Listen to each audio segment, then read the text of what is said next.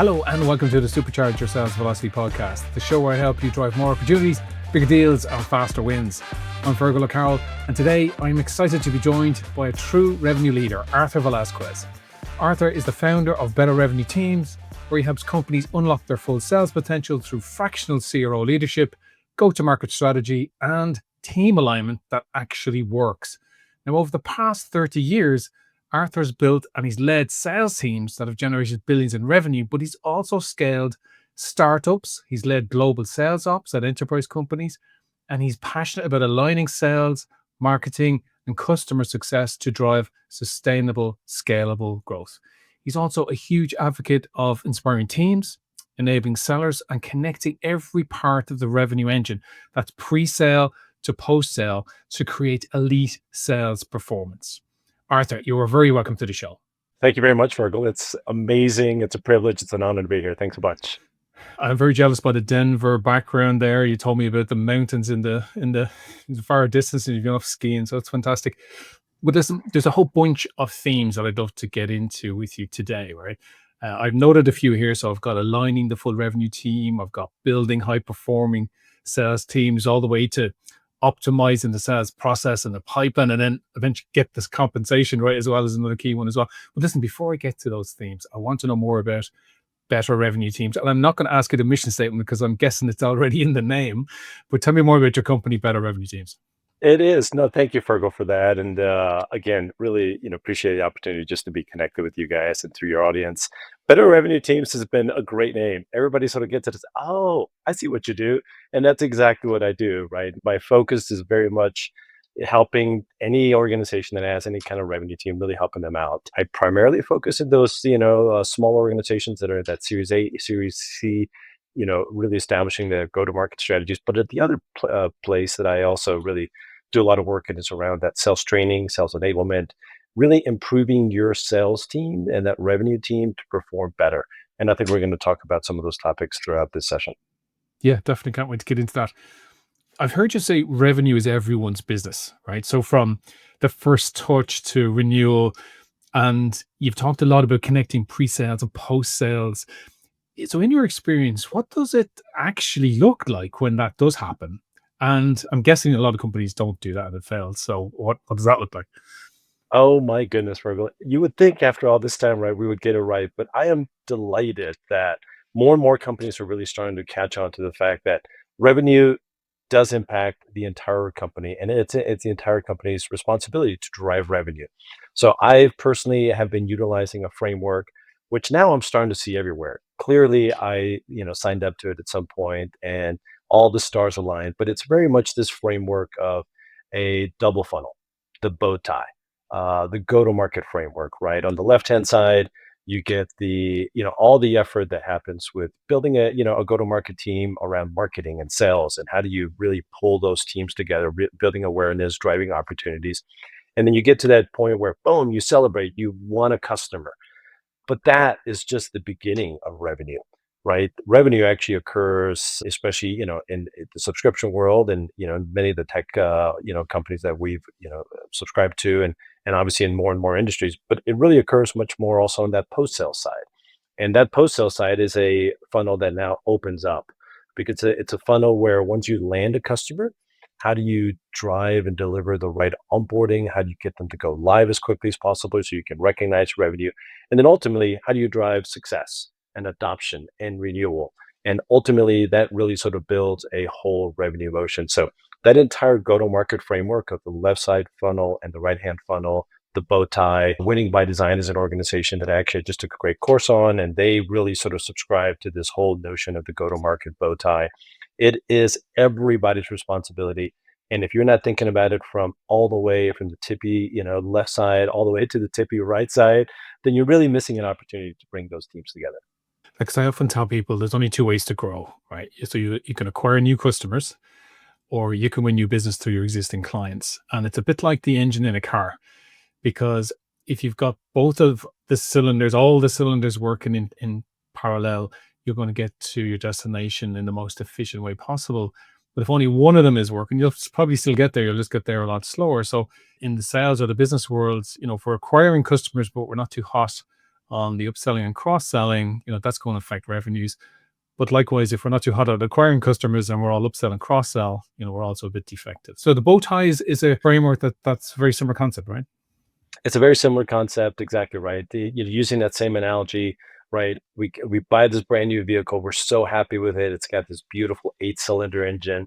You then take it out on the road, and before you know it, all of a sudden you're down to seven cylinders, or you're down to six because you start to experience a little bit of churn, right? And all of a sudden, as those cylinders stop working, you're not going to get, Fergal, that revenue and that happy customer who's going to refer you, who's going to grow with you, who's going to be your advocate, because you're starting to lose them, right? So how do you drive that customer experience all the way from the very beginning, right? When we set expectations around how do we market to them? How do we tell them, hey, here's how we can solve your problems?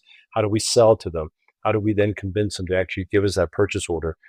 But that's just, again, the beginning, right? So much of it really relies on the fact that we can actually deliver on the promise. I like to think on the left-hand side, we're very much focused on that value that we are selling. And on the right-hand side of the funnel, we're very much focused on that impact that we are now delivering.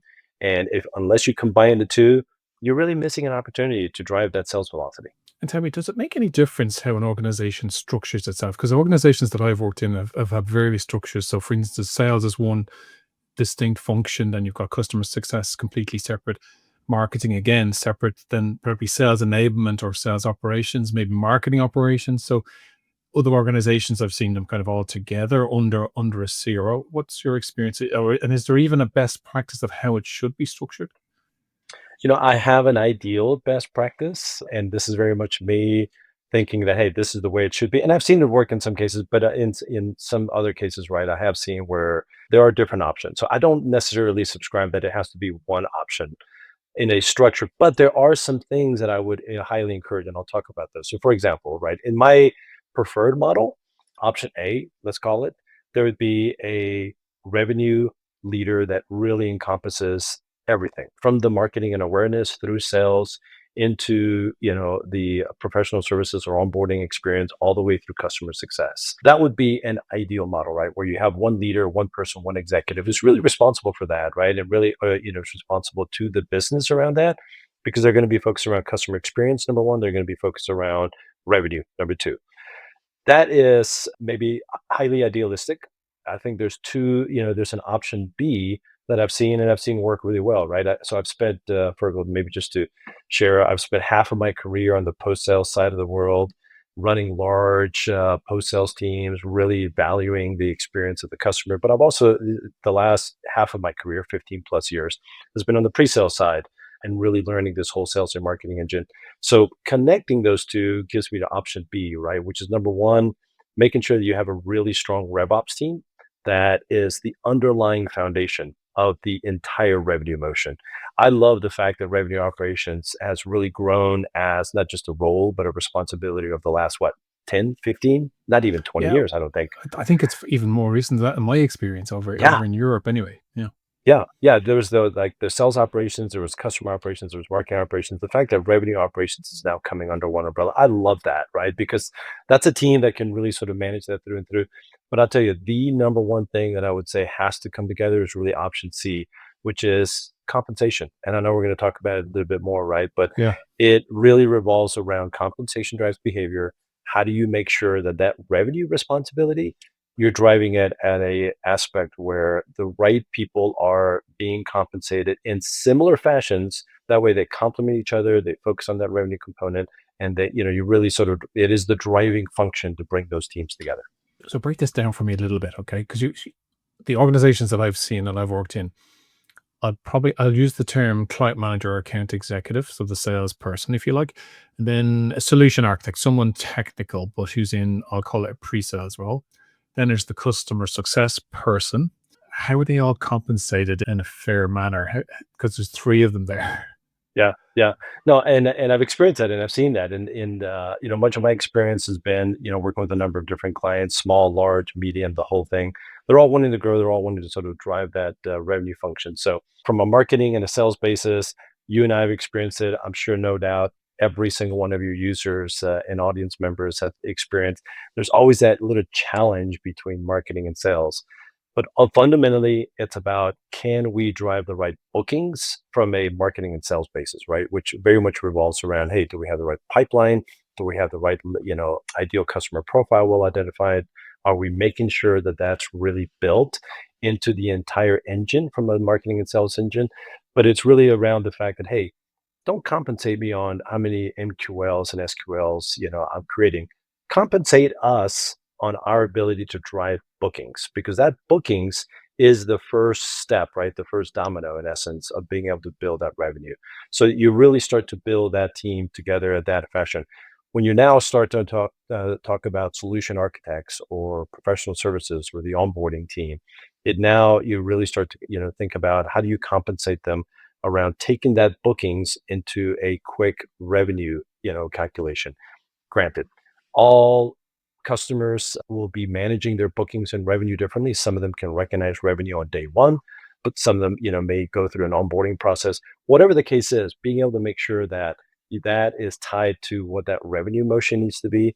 And then ultimately to also on the right hand side, right, around customer success and account managers or expansion teams or, different account execs, really thinking about, how do you build a team that is compensated equally at the foundation level, and all has to be around revenue. And what's interesting to me is that companies still get it, wrong left and right? And we start thinking about the minutia of level 3 numbers or metrics versus trying to focus on what is the level 1 metric. And I think as a go-to-market revenue team, we all need to be focused on revenue, revenue, revenue. And getting down and even a little further, perhaps, when it comes to that dynamic between a client manager and the customer success manager, and I know titles might be different, but ultimately customer success and sales, there can be a lot of confusion over who, and I'll use the phrase, owns the account.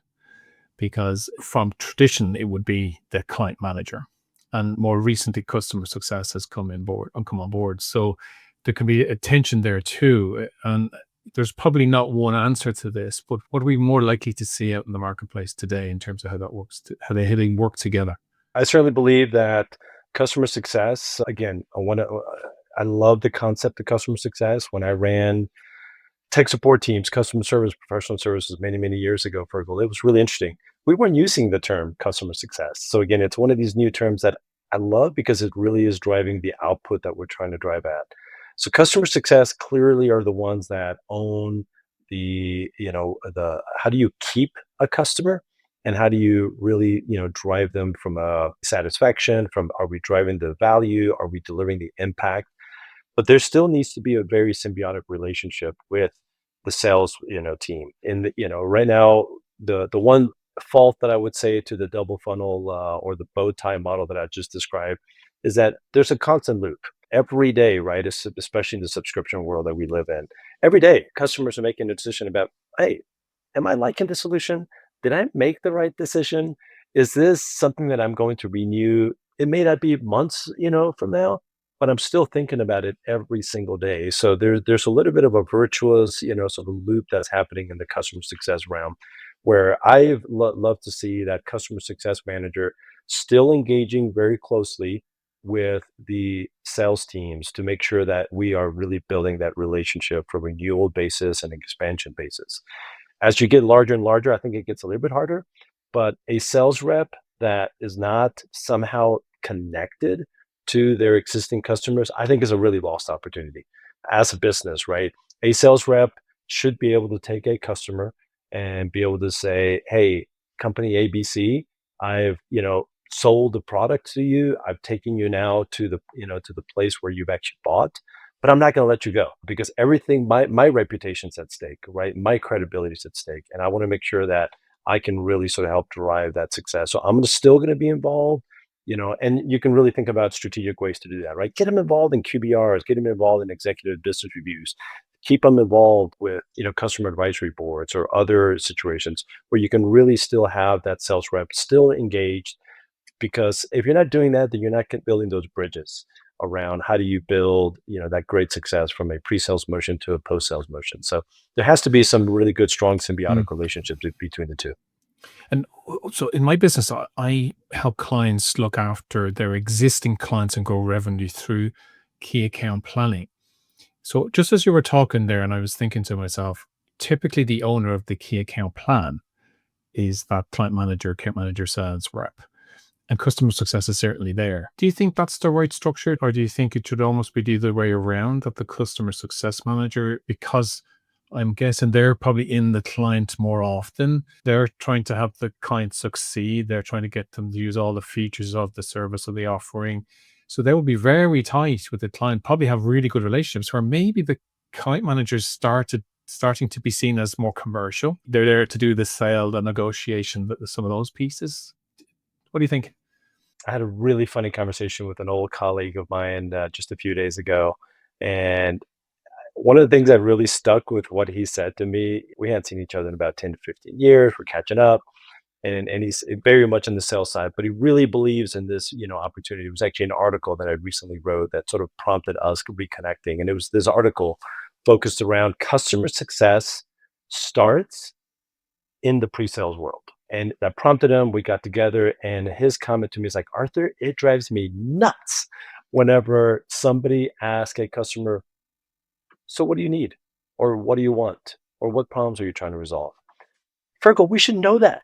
We should know that early on. I'm going to jump in and interrupt you here because there's also, I've seen this happen, where the customer success team ask for the handover.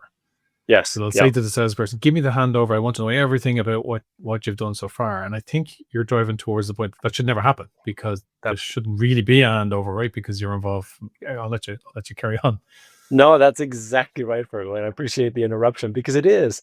It's not a handover. This is not, just one rugby ball or one, football that we're just passing over.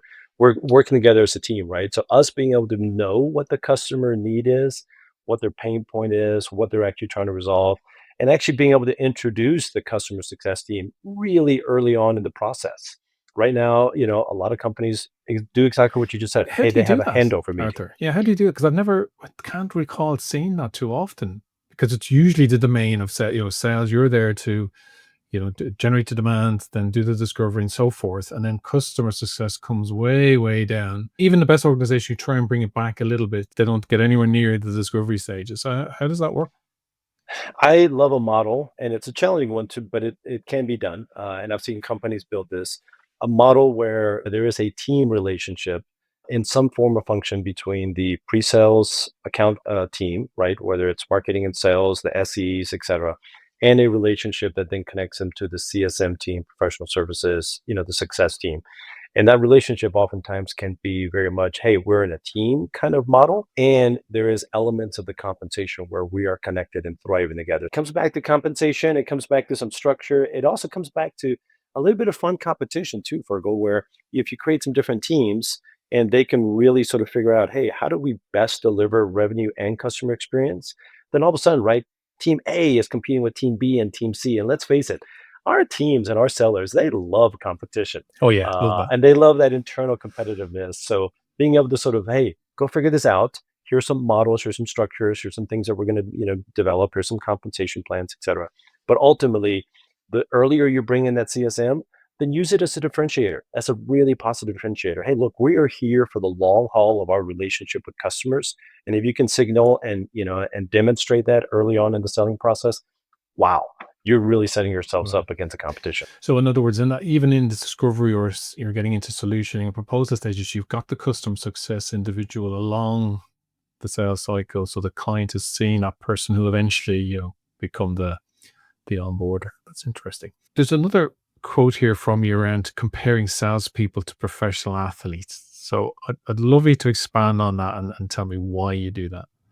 Sure, absolutely. We are in a phenomenal craft, and we are professional athletes in sales, and that's the way I like to think about it, right? And there's two concepts that I really, really subscribe to for a goal. I've been able to be in front of a number of different teams, sellers, coaching sessions, large teams, small teams. It all comes down to these two fundamental aspects that I really believe as professional, athletes in sales, and that's number one, having a continuous growth mindset. And number two, always driving for marginal gain improvements. Give credit to where credit's due here. Carol Dweck's book around growth mindset. It's the book I have given. I think I've given like about 600 or 700 copies away. to colleagues, to family members, to my nieces, my nephews, to my kids. And it's very, it's a phenomenal book, great concepts. Then number two, it's around marginal gains, right? And a lot of the work and the research that David Brailsford, a famous British cycling coach, now he's involved in other areas as a keynote speaker, he's involved with other professional athletic teams. But it's this concept that every single level of improvement makes a significant increase in our performance, right? It's that, hey, if you can improve by 0.1% in this area and then improve by 2% over here and a little bit more, you add those all together, it drives marginal gain improvements. And I think as sellers, it's our responsibility to constantly be thinking about our growth mindset and our marginal gain improvements. So if you're talking to a seller today and you're talking about maybe we'll take that second one, the marginal percentage gains. Is there two or three areas that you often hone in on where you say this is rich pickings here? I can nearly always go here, and I know that this is where I'll get some gains. Look, selling is hard, Fergal. Oh, it's so hard, right? We go up to bat, we have our chances. If you're driving with a 5-10% win rate, that's great. But that's also a lot of rejections. So how do you think about that marginal gains aspect around, constantly thinking about how do you embrace, the challenges that are sort of thrown at you? How do you learn from feedback? Just constantly thinking about, hey, how could I improve that? Even if you win the deal, that's amazing. Go celebrate with your team and your colleagues.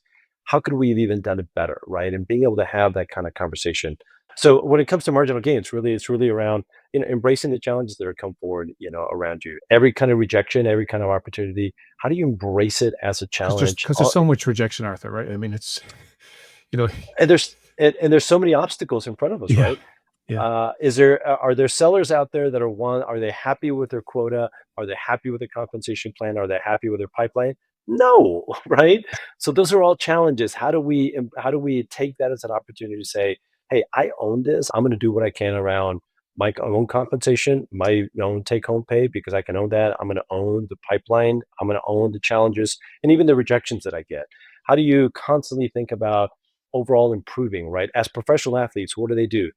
They play the game, but before they play the game, they spend countless hours in the gym, on the practice field. They've watched the tapes. They have rehearsed and practiced. Oh, I so wish more of our sellers would, before they go into an account, don't wing it. Practice. Practice with your colleague. Ask your leader to sit down with you. Ask your spouse, ask your significant, whoever it is, practice in front of a mirror, right? Really making sure that you can always, sort of drive that aspect, because all that practice and all that aspect is really going to do what? It's going to help you become a little bit better and a little bit better and a little bit better. I'll give you one example that to me mathematically sort of blew my mind. And it may be very obvious to everybody else, but when we think about win rate or conversion rate, we sort of have one static number in our mind. Oh, okay, our conversion rate is X. But the reality is, because you're thinking now about this go-to-market framework, the double funnel or the bow tie that we're talking about, think about conversion rate at every single step of the selling process and the customer renewal and expansion process. If every single one of those steps we do a little bit better, say we run a discovery call, 2% better. If we run a demo and a proof of value, 1% better. If we, instead of having 7 calls with a prospect because you got a lot of people involved, we can reduce it down to 6 or maybe 5. If the procurement process, all the way down, right? You see where I'm going. Every single one of those is a mathematical conversion rate. And add it all up together, you can make marginal gain improvements. But that really takes a mindset around constantly improving and constantly evolving as a seller. And I used to work for a brilliant revenue leader who was a big fan of this preparation, before you went out to play on the pitch. And he was so serious about it. And he would bring us into a room, and there could be 7, 8 of us here, part of the account team, preparing for a presentation that might be a month hence. He was so precise. He would talk about the fonts on the PowerPoint. He would be talking about this order of slides. He really went into the detail. And I could see some people didn't really gel with it. It wasn't for them. But eventually he won them around by showing them that preparation when it came to actually the delivery, the playing on the pitch. It made such a difference to your performance. And but you just need the discipline. But I also think you need a strong leader who can enforce that, right? That's absolutely correct. And he must have gone through the same schooling that I went through, or that my one of my best heroes, Bill Smith, really taught us through. And it's really around this whole concept. And I'm sorry, I'm forgetting the name of the author right now, but it's a great book around pitch perfect, and it very much focuses on this concept. It's like, how do you not just go in and wing it, but how do you practice? How do you really, make sure that you are taking every single opportunity, to make sure that you're getting in there with the best game possible. We got to set the right impression, right? And if you're not getting in there and making those right impressions early on, then you know what? You're just prolonged your sales cycle, or you've lost that sales opportunity. How do you now go in there really, really well prepared? Again, I like to think of that whole professional athlete aspect. And I like to challenge myself too around, hey, what are the things that I need to be doing to make sure that I'm constantly evolving my marginal gain improvements? It does take that growth mindset, and it's a constant, battle that we have to sort of, push ourselves towards every single day. And something I'm very keen on at the moment is using AI to maximize our time selling. So, which is really around marginal gains, I think, because if it takes me an hour or 2 hours to do a particular task, and if using AI effectively as an assistant, not replacing it, I can reduce it by 50%, I get another hour to sell in the week. And to me, that's actually not even a marginal gain. That's actually quite a big gain. Is it something that you're starting to see organizations leverage AI more and more now? Or is there still a bit of a learning curve here? Or where are you seeing organizations? I think we're all in a very early learning curve, but I'm certainly seeing a lot more organizations think about, how do you apply AI in your entire go-to-market framework? And I think it's going to impact the entire go-to-market framework, the entire, bow tie. There's a lot of talk about how it's going to impact customer success right now, because there's always that cost avoidance aspect, right? There's always the aspect of, ooh, it's going to help me in the SDR, right? It's going to help me sort of, qualify, leads more accurately, or this or that. I think we're all learning. I'm part of a pretty large community right now for Fergal called the Pavilion. It's a go-to-market global community, 4 or 5 thousand members, and the discussion topics around AI in go-to-market are spectacular. So much learning and so much evolution. I can just bring it back down to me, and that is that every day I try to challenge myself and ask, hey, what could I have done today that AI could have helped me just become a little bit more productive? And it's helping me a ton in my preparation, in the way I'm thinking about my accounts, and the way I'm, really trying to solve problems for my clients. At the end of the week, I'm also trying to allocate some time. And these are some tips and practices that I learned from a really great book by the name of Uptime. Again, really bad with the author's name, but the name of the book, Oh, I'm it's the called same. I can Uptime. never remember the authors. Exactly. I'm just horrible at that, but Yeah. very practical book. And so I've scheduled some time at the end of every week to sort of review my week and say, okay, what could I have done better? Where could I have driven my marginal gains? Where can I better leverage AI? How am I going to challenge myself next week?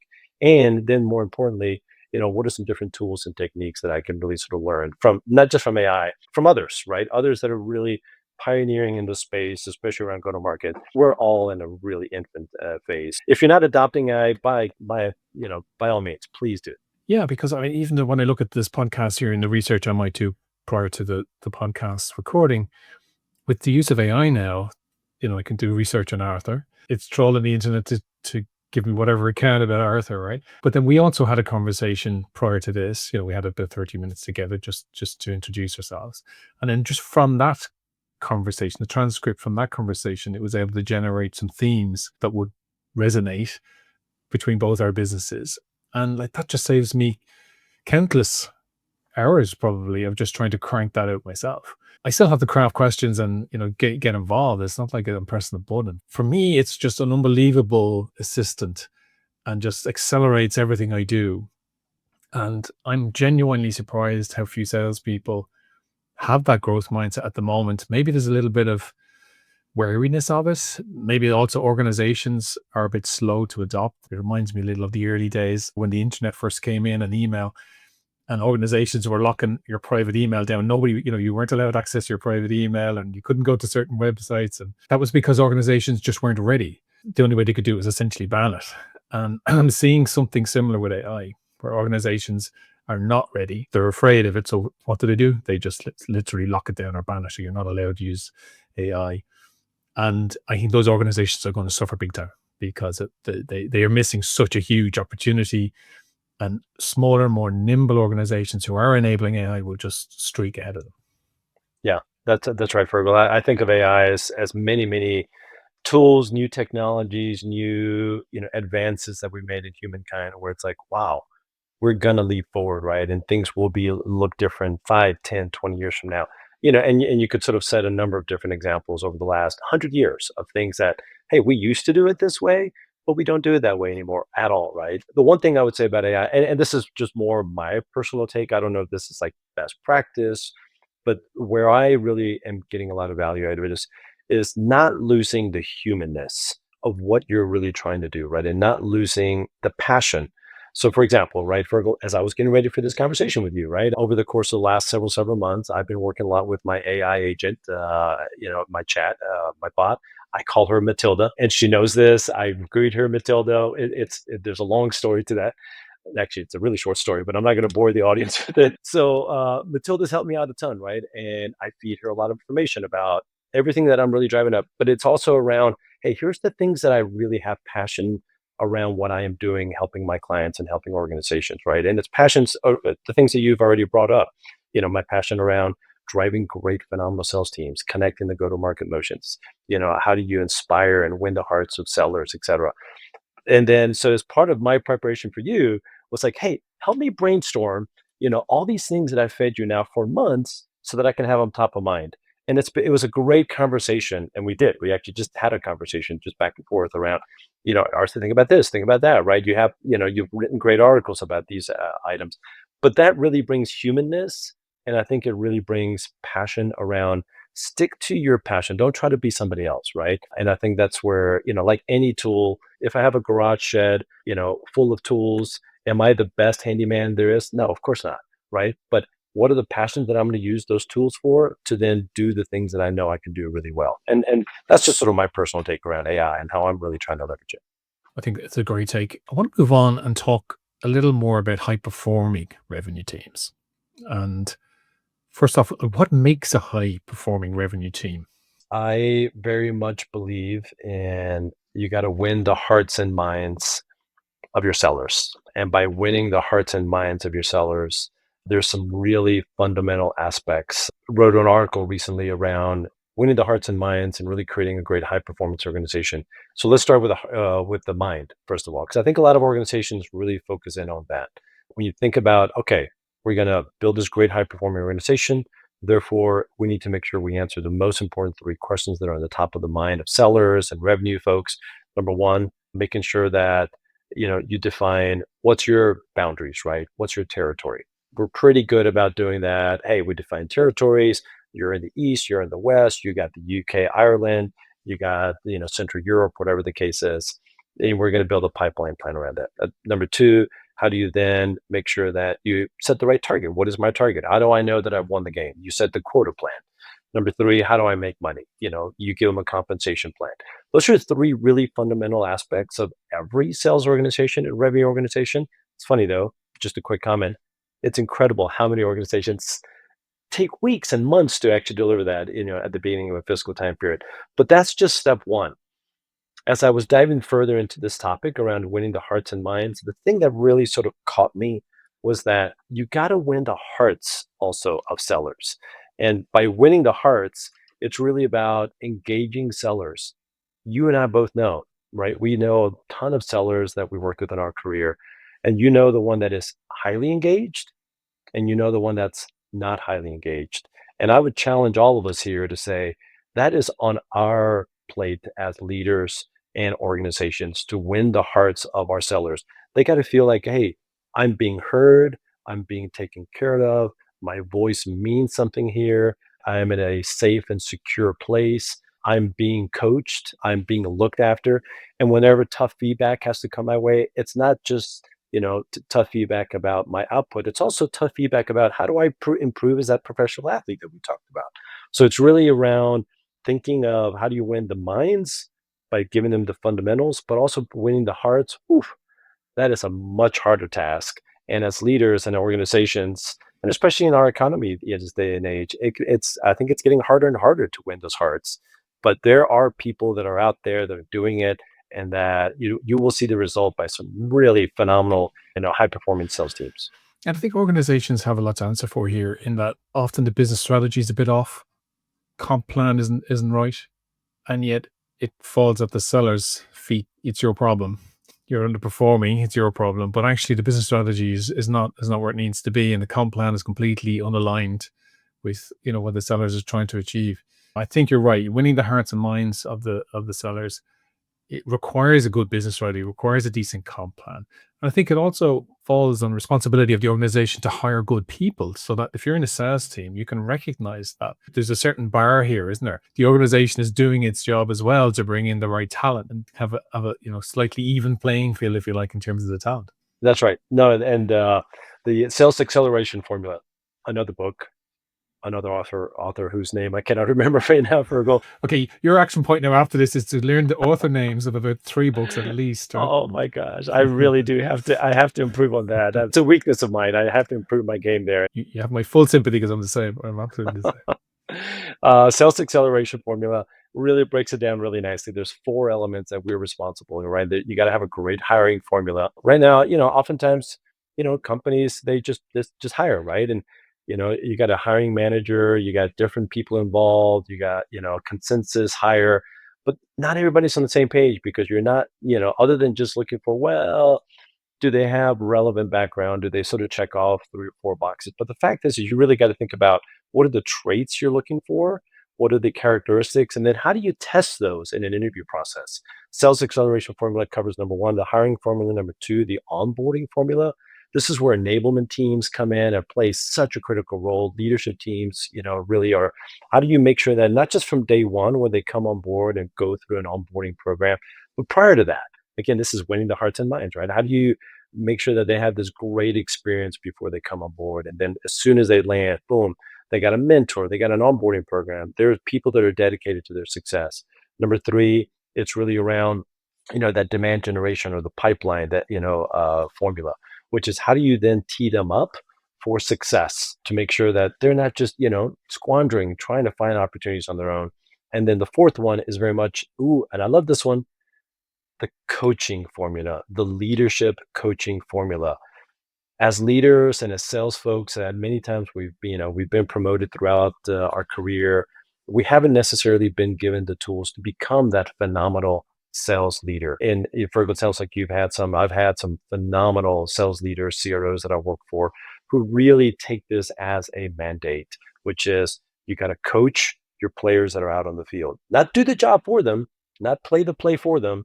You have to coach them and you have to give them great feedback. You have to help them out. You have to improve their game. You have to, help them become the, amazing professional athlete that that is innate in them.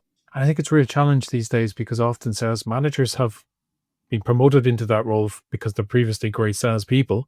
So they end up as sales managers. They're given almost no training, usually no training whatsoever.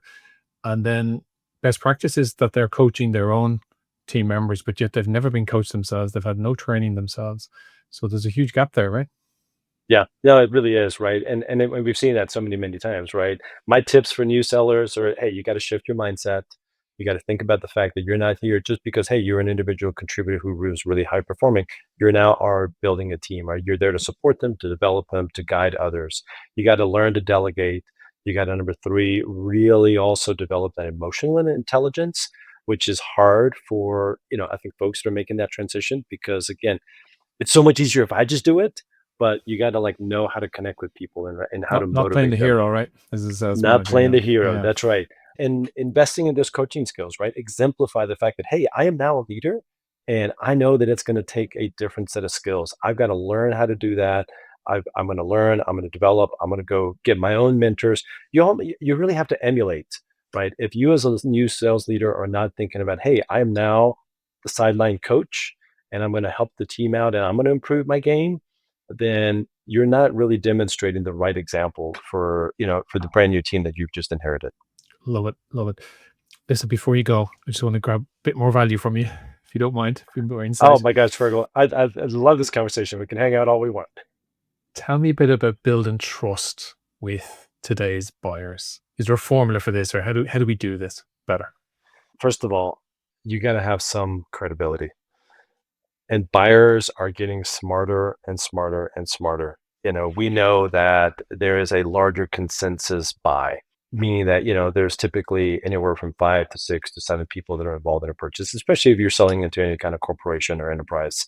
But even in smaller, areas, it's still very much the same, right? It may be that you're looking for a consensus buy because you have been researching AI as a buyer, you have been doing your due diligence. So you got to, come in and really make sure that you build trust. And by building trust and credibility, I'm really talking about making sure that you have done your due diligence. You come in with your homework. I like to subscribe to, some key sales methodologies. Whether you use Challenger, or you use Sandler, whether have adopted Medic, adopt something as an organization, because as you do that, you can really sort of focus on what is the messaging. And it gives consistency, right, Arthur, through the organization if everybody's on a certain framework. Adopt anything. Just Yeah, it doesn't adopt really matter something. what the framework is because they're all pretty good, right? I've used all of them. They all have fundamentally, at their core, a lot of the same concepts, but it just adopts something. And then that way it helps product marketing. It helps marketing. It helps, the executive team. It helps, everybody. It helps customer success. Just have a common methodology that we can all adopt it, because that's the foundation, number one, right? Of building trust and confidence and credibility. Because then what the buyer also sees is number two, if you're not being consistent, then just like we are in our personal lives, right? If there's a friend or family member that's not being consistent to us, what happens? Trust degrades, right? And we sort of start to lose trust, right? So being able to be consistent as an organization, and that is the hard part, right? And as a seller, you're oftentimes, to use the American expression, the quarterback, right? You're that center midfielder that's distributing the ball and making sure everything's really consistent across the whole team. And then number three, keep to your promises. By all goodness, right? If you say I can, solve this problem for you, Mr. and Mrs. Customer, then solve it and keep to your promises, right? Make sure that that consistency is true. And that's again why I go back to that go-to-market framework, the bow tie. That experience starts from day one when you have that first interaction with the customer. It could be an SDR team, BDR team, it could be a sales rep, marketing, whatever, but it goes all the way through into how a customer then experiences that value that they're trying to get, and whether or not customer success is able to deliver on it. And if you can do that across the board and deliver to your promises, wow. I mean, bring it home to how we like to be treated. It's the promises, it's the people that are consistent, it's the organizations that are there for us. Those are the people we trust, and it's the same true for our Mm. buyers. I mean, three great points there, Arthur. So thank you so much for all those insights. Enjoyed the conversation. If the listeners are trying to get hold of you, would like to learn more, where should they go? Sure. No, exactly. Well, I appreciate it. So Arthur Velasquez, you can drop me an email at info@arthurvelasquez.com or info@betterrevenueteams.com. And certainly would love to, connect with you guys. I'm on LinkedIn. I, try to publish a number of different articles. I'm really liking this top 10 concepts, top 10 tips. And these are things that I love to do because you get a topic, it's very digestible. I like to sort of go to experts, people, mentors that I've worked with, and say, hey, I'm about to publish this article. Can you give me some advice? Can you give me some thoughts? And then they give me feedback and stuff, and it sort of improves the concept. So check out, I publish those on LinkedIn and would love to help out anybody in your audience, Fergal. So thank you so much for the time. Well, thank you, Love and the we'll put opportunity. those links in the show notes for you as well. So thanks again, Arthur. Great. All the best. Yeah. Cheers. Thank you, Fergal.